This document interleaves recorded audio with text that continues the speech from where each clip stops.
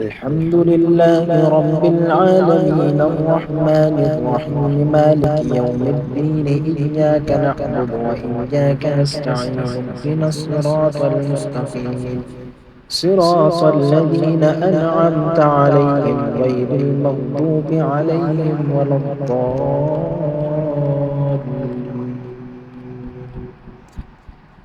واتل عليهم نبأ ابني آدم بالحق إذ قربا قربانا فتقبل من أحدهما ولم يتقبل من الآخر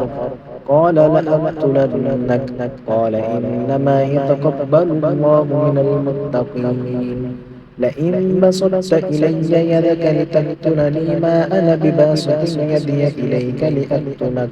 إني أخاف الله رب العالمين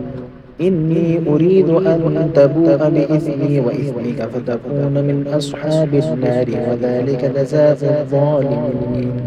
فطوعت له نفسه قتل أخيه فقتله فأصبح من الخاسرين فبعث الله غرابا يبحث في الأرض ليريه كيف يواري سوءة أخيه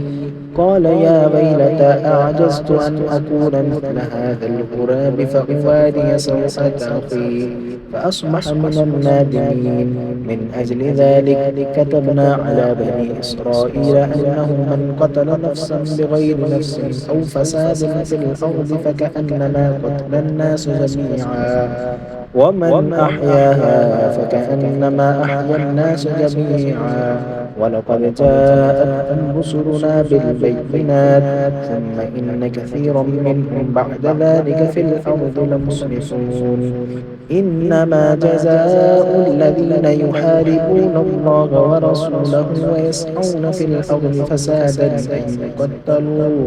فسادا أن يقتلوا أو يصلبوا أو تقطع أيديهم وأرجلهم من خلاف أو ينفوا من الأرض ذلك لهم خزي في الدنيا ولهم في الآخرة عذاب عظيم إلا الذين تابوا من قبل أن تقدروا عليهم فاعلموا أن الله غفور رحيم. الله أكبر.